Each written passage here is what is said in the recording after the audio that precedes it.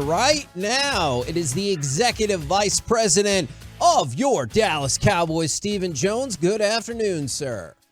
Good afternoon, guys. How you doing? We're doing good. I was hoping you could give us some insight, whether from the team's perspective or the league's perspective. We were just talking about the S2 cognitive test. How big of a deal is that in your organization and for grading out quarterbacks as well as other positions maybe? Yeah, we put a lot of we actually use S2, and we feel like just the quote unquote test that we've historically given in terms of whether you call it IQ or football IQ or whatever. A lot of men, a lot of people learn in different ways, and certainly some people have unique skills in other areas in terms of how they view things and how they respond and what you feel like they see. And we think it's been a very helpful, productive test. And then we relate it to it's position by position of where we would want them, to have better scores than others. And, some positions it doesn't hurt you as bad if you have a low score in an area. And so it's a helpful tool for us. Do you have any particular insights, or can you tell us anything about maybe the positions that are not impacted as much by a lower score? Oh, I think they're all impacted, but you can have low scores in some areas and high scores in others, and that can help you out position by position, whether you're a quarterback, whether you're a running back, whether you're a defensive tackle or end, whether you play more outside or, have to see things quickly if you're playing inside. All those are things that you look for and they test for throughout the testing process. I feel like the answer to this question is pretty easy, but to stick with that, it's not an end all, right? Like one of those. No, none of it's ever end all. All of it's just goes into the full body of work. But certainly, I'd say the biggest thing of all is what they put on that tape. At the end of the day, you go out there and you watch how they play football, and there's some really good football players who've gone on to be great players in the NFL who may not test good on the S2 in their area, or may have this area where they're light in, but they go on and they overcome it, and they're just great football players. So, I wouldn't say any part of the process is an end-all to end-all. Man, that's great. I know Brian brought us a smiling ear to ear here, and the tape matters. The tape matters. Specifically in your front seven, when you're drafting on the defensive side of the ball in that front seven area, is there a lot of discussion right now with this team about a player's fit in Quinn's scheme, or is there something else that defines what Dan Quinn likes?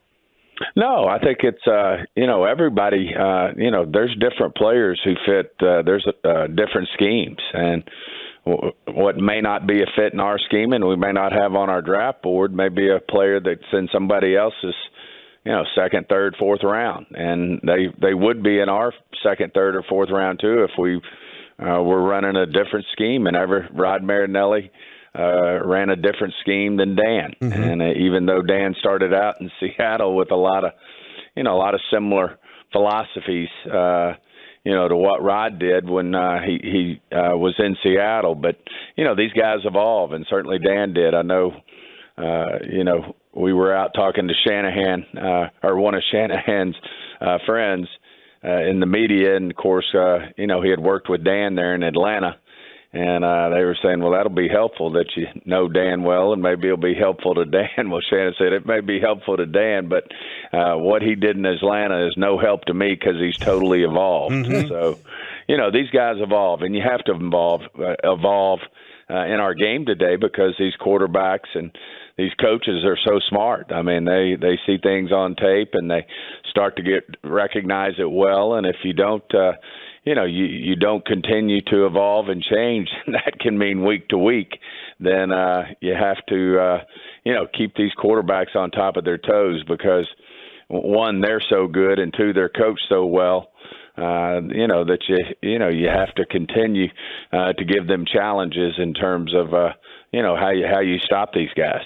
So, Steven, yesterday we talked to DeMarcus Ware, and just for your information, he wants you to draft Bijan Robinson. He does.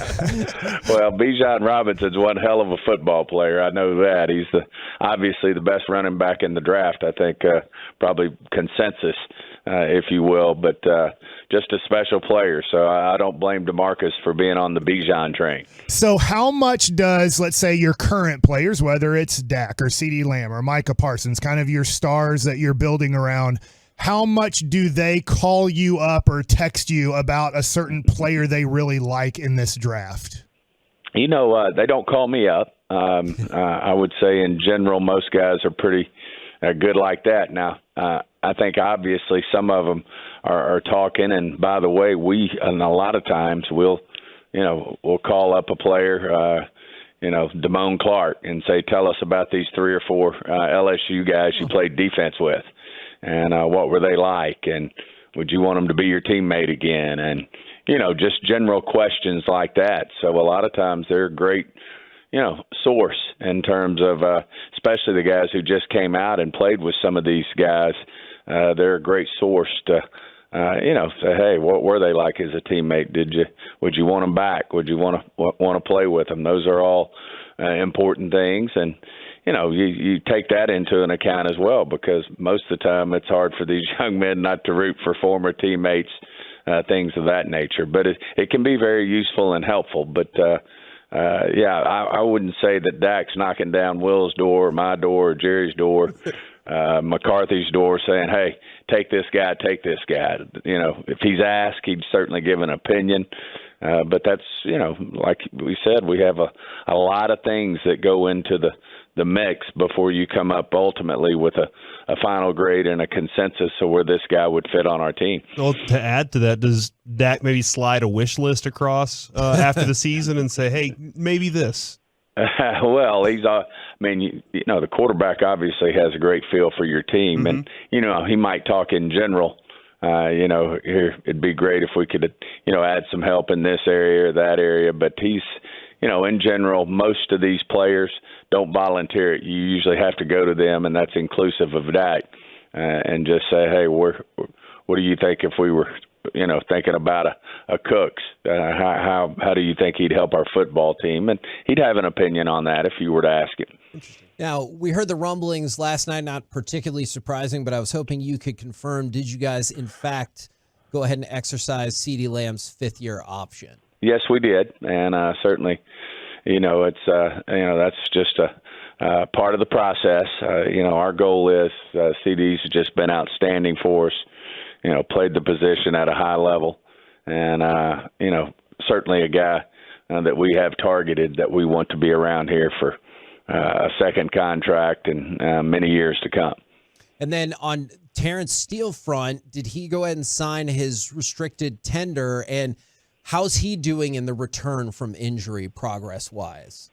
He did sign his tender, and by the way, he's just been outstanding. I mean, Brett Brown, who's in charge of, we've got a unique system here, but, Brett Brown's really in charge of all of our players in terms of their rehab and, their progress and the mechanics of how we go about that. And he would put Terrence Steele as maybe one of the best linemen he's ever had in terms of his rehab and his work ethic toward his rehab, and just way ahead of schedule in terms of, if you were to say what typically, how long would it take an offensive lineman, certainly Terrence Steele's at the top of the list. Stephen Jones joined us here on the KNC Masterpiece on 105.3 The Fan. And the receiver class in this draft, Stephen, it feels like the McClay, even Mike McCarthy's Green Bay Packers teams, they liked big, strong receivers. And this draft doesn't necessarily lend itself to that. What are your thoughts on the size of the receivers in this year's draft?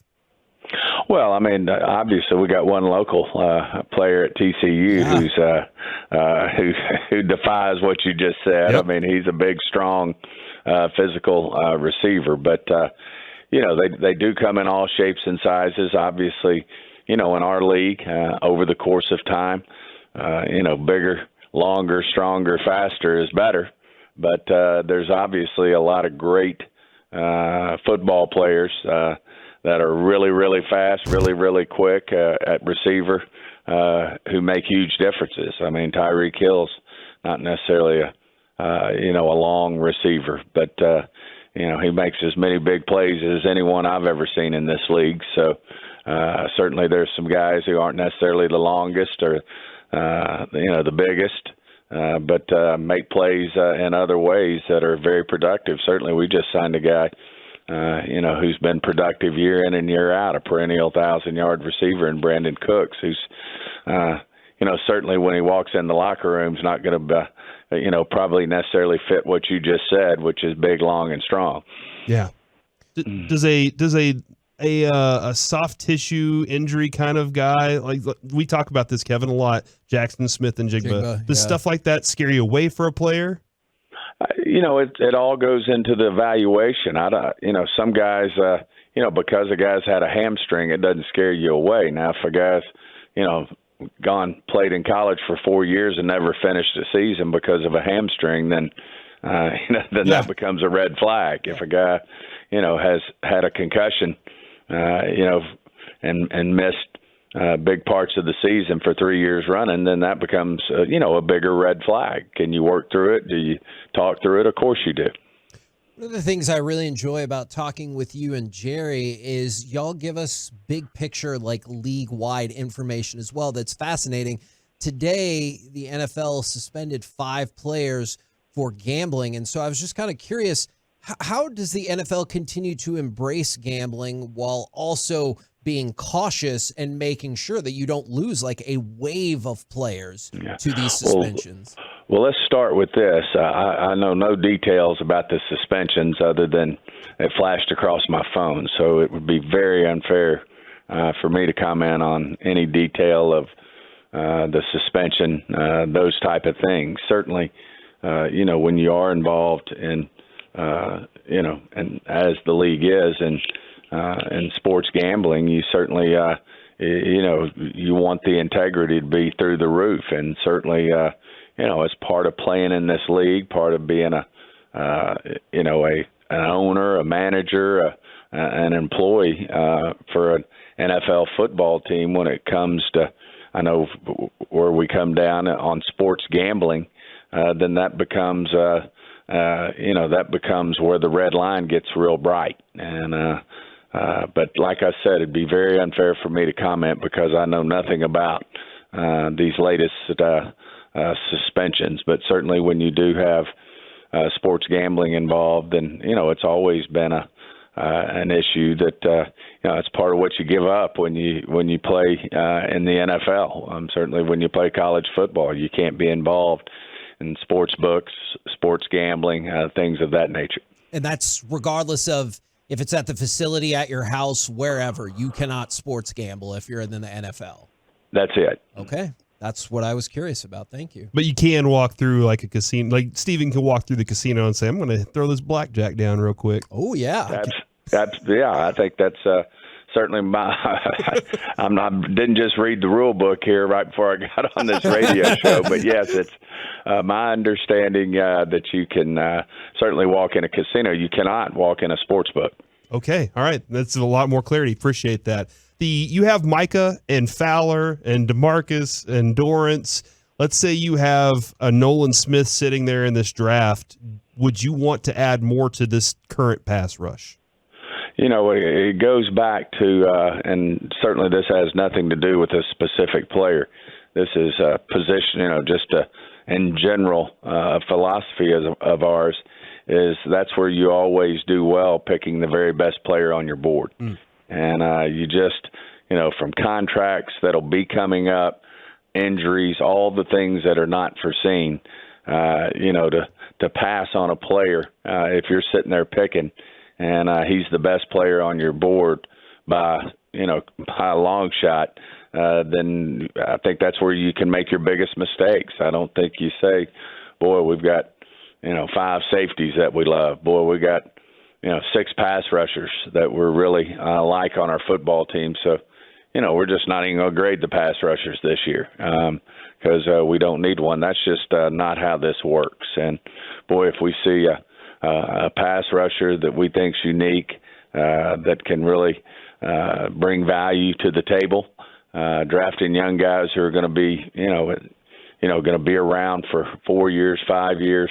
You can't go wrong drafting players that you feel like can make a big difference on your football team, whether it's a pass rusher, whether it's a safety, a corner, a quarterback. All those are situations where if you feel like they're great football players and the best player on your board, then you have to stay with that. Now, if you're in a round and you've got in our grading system, you're picking in the second round, you got 5 players, all different positions from a 1-2-1 to a 1-2-4. Top of the second round players, then I think you do. And we feel that way that if the 1-2-4 is more need than the 1-2-1, then you certainly would consider that.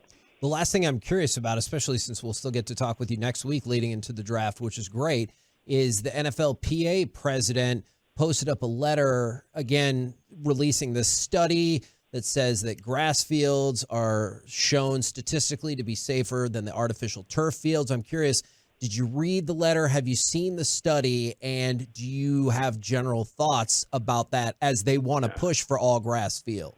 I haven't seen the comments from D at all. I haven't seen their study. Being a member of the competition committee, I know we go over it every year. And it is, within the era in that range of to where there's not a big difference, whether it's turf or grass. If you were to poll the players, I'd probably give you they probably prefer to practice and play on grass. But at the end of the day, certainly if there was something material in terms of grass versus turf, it would have been a bigger discussion up to this point. But when you look at the margin of error and the injury data, on grass versus turf, then it's negligible. Well, Stephen, we really appreciate it. Next week, come prepared. First question is going to be, are we moving up or moving down in this draft? All right, so we'll be rocking along next week. You got to tell me who's sitting there, and that would be a long, in-depth process. So this sounds like you better clear out some time. Real quick. Yeah, it could be either one of those. All right. Excellent. Thank you very much, good sir. Thanks, guys.